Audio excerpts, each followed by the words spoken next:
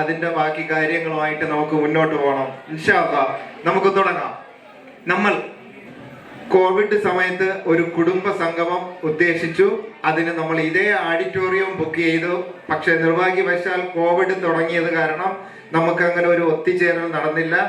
അന്ന് അങ്ങനെ ഒരു ഒത്തൊരുമ ആഗ്രഹിച്ച് നമ്മളോടൊപ്പം ഉണ്ടായിരുന്ന ഒരുപാട് ആഗ്രഹിച്ച പലരും ഇന്ന് നമ്മളുടെ മുന്നിലില്ല. അത് വല്ലാത്തൊരു സങ്കടമായി അവശേഷിക്കുകയാണ്.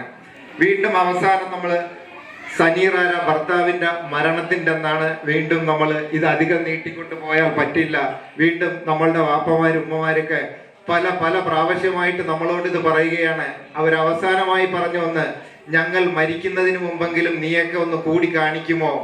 അങ്ങനെയാണ് നമ്മൾ ഇത്രയും റിസ്ക് എടുത്ത്, നമ്മൾ ഇത്രയും പ്രതീക്ഷിച്ചില്ല ഒരിക്കലും. അൽഹംദുലില്ലാ, നമ്മൾ പ്രതീക്ഷയേക്കാളും ഒരു 10 പേരെങ്കിലും ഇന്ന് കൂടുതൽ പങ്കെടുത്തിട്ടുണ്ടായിരുന്നു. പലരും ഉച്ചയ്ക്ക് ശേഷം പോയി എന്നാണ് വിശ്വസിക്കുന്നത്. എന്നിരുന്നാലും ബാക്കിയുള്ളവർ നമുക്ക് സംസാരിക്കാം. അതിനുശേഷം അവരിലേക്ക് നമ്മളുടെ ബാക്കി കാര്യങ്ങൾ എത്തിക്കാം. ഏതായാലും അധികം ദീർഘിപ്പിക്കാതെ നമുക്ക് കാര്യത്തിലേക്ക് കടക്കാം.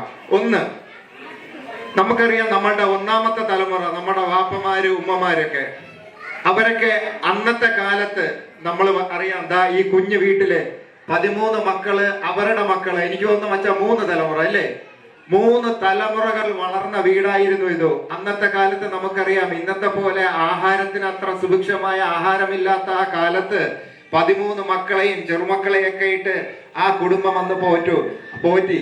അതിനിടയിൽ അവർക്ക് നമ്മളെപ്പോലെ നമ്മളുടെ തലമുറയെ സംഘടിപ്പിക്കാനോ ഒന്നിനും അന്നത്തെ കാലത്ത് സാധിച്ചിരുന്നില്ല. എന്നിരുന്നാലും അള്ളാഹുവിന്റെ അനുഗ്രഹത്താൽ നമുക്ക് നെഞ്ചിൽ കൈവച്ച് പറയാം, നമ്മൾ കൊടിയിൽ കണക്കിന് ചെറുകുട്ടികളാണെന്ന്. നമ്മൾ 61 പേരും, ഇന്നും ഞാൻ ആത്മാഭിമാനത്തോടെ പറയുന്നു, നമ്മൾ 61 പേരും തമ്മിൽ പിരിഞ്ഞിട്ടില്ല. നമ്മൾ 61 പേരും ഒറ്റക്കെട്ടായിരിക്കുന്നു.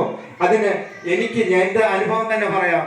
ഒരു 15 വർഷങ്ങൾക്ക് മുമ്പ് എന്റെ ജീവിതത്തിൽ എല്ലാം നഷ്ടപ്പെട്ട ഒരു സിറ്റുവേഷൻ ഉണ്ടായിരുന്നപ്പോൾ ഞാൻ ഒരിടത്തും ഓടിയിരുന്നില്ല. ഞാൻ 2 ദിവസം എറണാകുളത്തിരുന്നതിന് ശേഷം ഞാൻ നേരെ ഓടിയെത്തിയത് എന്റെ സ്രാജ് വച്ചാൻ അടുത്തേക്കായിരുന്നു.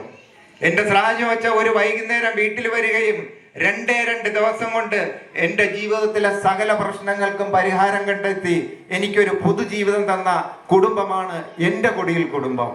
അതുകൊണ്ട് അന്ന് നമ്മളൊക്കെ 61 പേരും, നമ്മളെ വാപ്പാമാര് 13 മക്കളും പിണങ്ങി നമ്മളാരും കണ്ടിട്ടില്ല. നമ്മൾ 61 പേരും പിണങ്ങി നമ്മൾ അങ്ങോട്ടും ഇങ്ങോട്ടും കണ്ടിട്ടില്ല. എന്നാലും എവിടെയൊക്കെയോ എന്തൊക്കെയോ ആരൊക്കെയോ മറച്ചു വെക്കാൻ ശ്രമിച്ചാലും സഹോദരങ്ങളിടയിൽ ചെറിയ ഇണക്കങ്ങളും പിണക്കങ്ങളൊക്കെ ഉണ്ട്. സഹോദരങ്ങളെ ഓർത്തോളുക, നമ്മളുടെ വാപ്പമാർ ഉമ്മമാർ ഇന്നിരുന്ന് നാളെ പോയി. കൊടിയിലെ കണക്കരുടെ 13 മക്കൾ ഒറ്റക്കെട്ടായി ജീവിച്ചു. അവരുടെ ഇടയിൽ പ്രശ്നങ്ങളില്ലായിരുന്നു. അവരുടെയൊക്കെ താഴെ 2ാം തലമുറ 61 പേര്, 13 പേരുള്ളവരും 3 പേരും 2 പേരും ഒക്കെ ഉള്ളവരുണ്ട്. വലിയ കുഴപ്പങ്ങളും തട്ടലും മുട്ടലും ഇല്ലാതെ നമ്മൾ പൊക്കോണ്ടിരിക്കുകയാണ്. ഇനി നമ്മളുടെ തലമുറ, വരും തലമുറ, നിങ്ങൾ ചിന്തിക്കുക. നേരത്തെ പറഞ്ഞതുപോലെ 4 ചുമരുകൾക്കുള്ളിൽ 5 ഇഞ്ച് സ്ക്രീനിൽ ഒതുങ്ങിയിരിക്കുന്ന നമ്മളുടെ തലമുറ ഒറ്റപ്പെട്ടു പോകുമെന്നുള്ളത് നിസ്സംശയം നമുക്ക് പറയാം. ഏതുവരെ നമുക്ക് പ്രവർത്തിക്കാൻ പറ്റുന്ന അവസാന സമയമാണിത്. നമ്മൾ മരിക്കുന്നതിന് മുമ്പ് നമ്മളുടെ തലമുറകളെ ഒറ്റ കുടക്കീഴിൽ കൊണ്ടുവന്നാൽ ഇൻഷാ അല്ലാഹ് നാളെ നമ്മളുടെ മക്കൾക്ക് ധൈര്യം നമുക്ക് കൊടുക്കാം. അവർ ലോകത്തിന്റെ ഏത് കോണിലാണെങ്കിലും നമ്മളുടെ മക്കൾക്ക് ഒരു ഉറപ്പുണ്ടാവണം. അവർ എന്ത് പ്രതിസന്ധി വന്നാലും, ഏത് ചെളിക്കുണ്ടിൽ വീണാലും, ഏത് തീക്കുണ്ടിൽ വീണാലും അവർക്കൊരു ഉറപ്പുണ്ടാകണം നെഞ്ചിൽ. ഞാൻ ഒറ്റയ്ക്കല്ല, എന്റെ ജീവിതം അവസാനിച്ചിട്ടില്ല. ഞാൻ കൊടിയിലെന്ന ഒരു വലിയ പന്തലിന്റെ ഒരംഗമാണ്. എനിക്കെന്ത് പ്രശ്നമുണ്ടെങ്കിലും എൻ്റെ കുടുംബത്തിൽ പോയാൽ അവിടെ പരിഹാരമുണ്ട്. ആ ഒരു ധൈര്യം കൊടുക്കുക എന്നുള്ളതാണ് നമ്മളുടെ ഓരോരുത്തരുടെയും ഉത്തരവാദിത്വം. അതുകൊണ്ട് ഞാൻ പറയുകയാണ്, നമ്മൾ മടിച്ചു നിൽക്കാതെ ഒറ്റക്കെട്ടായി ഒരേ മനസ്സോടെ നമുക്ക് നമ്മളുടെ വരും തലമുറയ്ക്ക് വേണ്ടിയിട്ട് നമുക്ക് കൈകോർക്കണം. ഇൻഷാ അല്ലാഹ് ഇത്തവണത്തെ പരിപാടി 2ാം തലമുറ നടത്തി. അടുത്ത തലമുറ വളർന്ന് കുട്ടികളുടെ കുട്ടികളുമായ തലമുറ നമ്മളുടെ മുന്നിലുണ്ട്. അടുത്ത പരിപാടി ഇൻഷാ അല്ലാഹ് അവര് നടത്തിക്കോട്ടെ. അതിന് അവരെ നമുക്ക് പ്രാപ്തമാക്കണം. ഓരോരുത്തരും അവരുടെ ഉള്ളിൽ ഒരു ഉറപ്പുണ്ടാകണം. സുഫിയാൻ, സിദ്ദീഖ്, അങ്ങനെ വരുന്ന ആ തലമുറ അതിവിശാലമാണ്. അവർക്കൊരു ഉള്ളിലൊരു ചിന്തയുണ്ടാകണം. അവർ 2 മക്കളാകും, 3 മക്കളാകും, അവർക്ക് ഒരു ഉറപ്പുണ്ടാകണം, ഞാൻ 2 അല്ല 1 അല്ല 3 അല്ല, ഈ 61 പേരുടെ മക്കളും ഒന്നായി വളരുന്നത് നമുക്ക് മരണത്തിന് മുന്നേ കാണണം. പലർക്കും സംശയമുണ്ടാകാം, നടക്കുമോ? ആർക്കെങ്കിലും അങ്ങനെ ഒരു സംശയമുണ്ടോ നടക്കില്ല എന്ന്? ഇൻഷാ അല്ലാഹ് ആദ്യം 61 പേര് ഒന്നാണെങ്കിൽ 61ന്റെ എല്ലാ മക്കളും ഒന്നിപ്പിക്കാൻ നമ്മളെ കൊണ്ട് കഴിയും ഇൻഷാ അല്ലാഹ്. അതിനു വേണ്ടിയിട്ട് ഏതറ്റം വരെയും പണിയെടുക്കാൻ ഞങ്ങളുണ്ട്. ഞങ്ങൾക്ക് തണലായി മാർഗനിർദ്ദേശങ്ങൾ നൽകാൻ ഞങ്ങളുടെ മച്ചമാരും കാക്കമാരൊക്കെ ഞങ്ങളോടൊപ്പം രാപകലില്ലാതെ ഉണ്ടെന്നുള്ള ഉത്തമ ബോധ്യം ഞങ്ങൾക്കും ഉണ്ട്. അതുകൊണ്ട് ഇൻഷാ അല്ലാഹ് നമുക്ക് ഇനി മുതൽ അങ്ങോട്ട്, ഇന്ന് വരെ വന്നതും പോയതും ഒക്കെ നമുക്ക് മറക്കാം. ഇനി അങ്ങോട്ട് കുടുംബത്തിൽ ഇണക്കങ്ങളും പിണക്കങ്ങളും എന്തൊക്കെ ആയിക്കോട്ടെ, നമ്മളുടെ ഉള്ളിൽ എപ്പോഴും ഒന്നുണ്ടാകണം, ഇതെന്റെ സഹോദരന്റെ മകനാണ്, എൻ്റെ സഹോദരിയുടെ മകനാണ്. അവൻ എന്തെങ്കിലും തെറ്റ് ചെയ്താൽ അതവന്റെ പ്രായത്തിന്റെ കുഴപ്പമാണ്. നമ്മൾ അവനെ കുറ്റപ്പെടുത്തുകയല്ല വേണ്ടത്, നെഞ്ചോട് ചേർക്കുക. നെഞ്ചോട് ചേർത്ത് നമ്മളുടെ മക്കളായിട്ട് തന്നെ നമ്മൾ അവരെ സമാധാനിപ്പിച്ച് അവർക്ക് നമ്മളിൽ ഒരു ബഹുമാനം ജനിപ്പിച്ച് അവരെ നമുക്ക് നേർമാർഗത്തിലേക്ക് കൊണ്ടുവരിക. അവര് പെട്ടെന്നൊരു പ്രശ്നത്തിൽ അകപ്പെട്ടു പോയി നമ്മൾ പുറങ്കാല് കൊണ്ട് ചവിട്ടിയെറിയുകയല്ല ചെയ്യേണ്ടത്. അവരെ ചേർത്ത് പിടിച്ചിട്ട് അവരുടെ ഭാഗത്ത് തെറ്റാണെങ്കിൽ നമ്മൾ എന്ത് ചെയ്യുക, അവർക്ക് വേണ്ടി സംസാരിക്കുക. നമ്മളുടെ മക്കളുടെ നാവായി നമ്മൾ മാറുക, നമ്മളുടെ സഹോദരന്റെ നാവായി മാറുക, സഹോദരിമാരുടെ നാവായി മാറുക. അങ്ങനെ നാം ഓരോരുത്തരും പരസ്പരം അങ്ങനെ സഹകരിക്കാൻ ഈ 61 പേരും എന്ന് തയ്യാറാകുന്നു അന്ന് നമുക്ക് പറയാം. നമ്മൾ പണ്ട് സ്കൂളിൽ പഠിച്ച ഒരു കഥയുണ്ട്, ഒരു ചുള്ളിക്കമ്പ് ഒരാളുടെ കയ്യിൽ കിട്ടിയാൽ ഒടിച്ചെടുക്കാൻ എളുപ്പമാണ് അല്ലേ? ഇതുപോലെ ഈ 61ന്റെ മക്കൾക്ക് നാട്ടിൽ എന്തെങ്കിലും പ്രശ്നം വന്നാൽ അവനെ നിശംശയം തീർക്കാൻ ഒരു ബുദ്ധിമുട്ടുമില്ല. പക്ഷേ ഈ 61 പേരും ഒന്നാണെങ്കിൽ ഇനി ആര് വിചാരിച്ചിട്ടും കാര്യമില്ല. കാരണം ഒരു ചുള്ളിക്കമ്പേ ഒടിക്കാൻ പറ്റുള്ളൂ. ഒരു കെട്ട് ചുള്ളിക്കമ്പായി കഴിഞ്ഞാൽ അതിനെ ഒടിക്കുക ബുദ്ധിമുട്ടാണ്. 61 പേരും ഒരേ മനസ്സോടെ നിന്നാൽ ഈ 61 മക്കൾക്കും ഒരു വാപ്പായും ഉമ്മായും അല്ല, 61 പേര് വാപ്പായും ഉമ്മായും ഉണ്ട്. നമ്മളുടെ നെഞ്ചിൽ ചവിട്ടിയല്ലാതെ നമ്മളുടെ മക്കളുടെ ദേഹത്ത് ഒരു മണ്ണ് വാരിയിടാൻ ഒരിക്കലും ഒരാൾക്കും കഴിയില്ല. അതുപോലെ നമ്മളുടെ വരും തലമുറയ്ക്ക് അവർക്കൊരു ഉള്ളിൽ ഒരു ചിന്തയുണ്ടാവണം, അവര് ഈ ഗ്രൂപ്പിൽ കൂടി അറിയണം, ഞാൻ ഒന്നല്ല 100 മേലിൽ സഹോദരങ്ങളുള്ള 3-ാം തലമുറയിൽപ്പെട്ടതാണ് ഞാൻ. എനിക്ക് എന്തെങ്കിലും വന്നു കഴിഞ്ഞാൽ എൻ്റെ മുന്നിലുള്ള ഉദാഹരണത്തിന് 99 പേരെ തൊടാതെ എൻ്റെ അടുത്തേക്ക് ആർക്കും എത്താൻ പറ്റില്ല. ഓരോരുത്തർക്കും ചിന്ത ഉണ്ടാവണം, എൻ്റെ അവസാന ശ്വാസം നിലയ്ക്കാതെ എൻ്റെ സഹോദരനെ തൊടാൻ ആർക്കും പറ്റില്ല.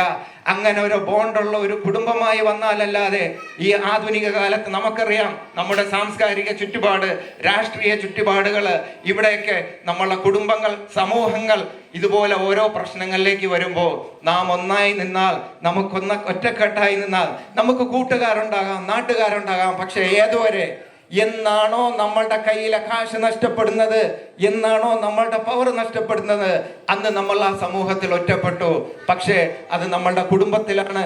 ആ ഒരു കൂട്ടായ്മ നമ്മൾ ഉണ്ടാക്കിയാൽ നമുക്ക് ഒന്നുറപ്പിക്കാം, നമ്മൾ ഏത് ചെളിയിൽ വീണാലും ഏത് തീകുണ്ടിൽ വീണാലും കയ്യിൽ 5 രൂപ ഇല്ലെങ്കിലും നമ്മളെ പൊക്കിക്കൊണ്ടുവരാൻ നമ്മളുടെ രക്തം തുടിക്കുന്ന ആ 100 കണക്കിന് സഹോദരനുണ്ടാവും.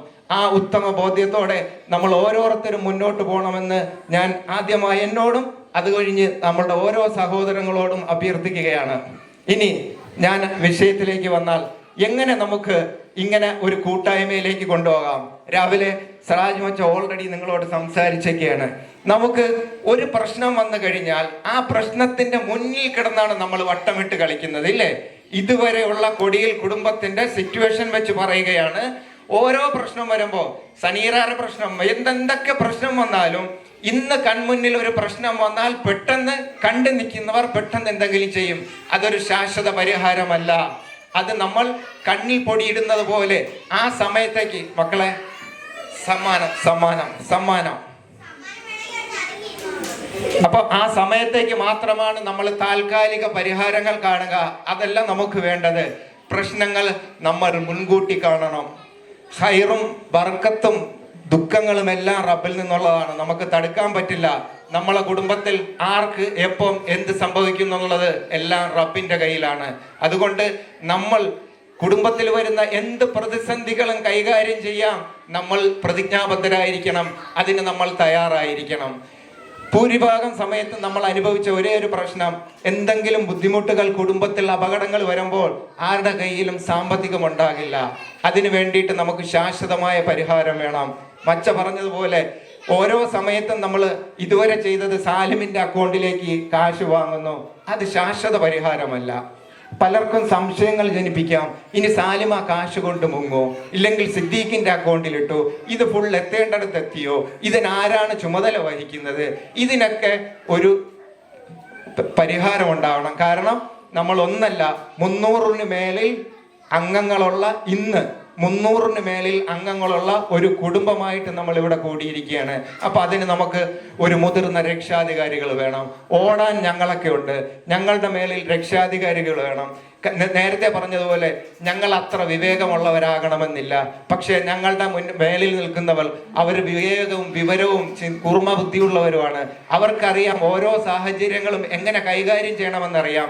അപ്പൊ ഞങ്ങൾ ഇങ്ങനെ കാര്യങ്ങൾ ഓടി നടന്ന് ചെയ്യുമ്പോഴും ഞങ്ങളുടെ മേലിൽ നിന്ന് കാര്യങ്ങൾ നിയന്ത്രിക്കാൻ ആളുകൾ ഉണ്ടാകണം. ഇങ്ങനെ ഒരു വ്യക്തമായ ചട്ടക്കൂടിലൂടെ നമുക്കിതൊരു കുടുംബ ട്രസ്റ്റായിട്ട് കൊണ്ടുപോയാൽ അവിടെ എല്ലാം ഒരു ക്ലിയർ ആയിട്ട് പോയി നമ്മൾ 100-300 അംഗങ്ങളുള്ള ഒരു കുടുംബ ട്രസ്റ്റായിട്ട് മുന്നോട്ട് പോയാൽ നമുക്ക് ഇതിനൊരു സാമ്പത്തിക അച്ചടക്കമുള്ള, സാമ്പത്തിക ഭദ്രതയുള്ള ഒരു കുടുംബമായി മാറാം.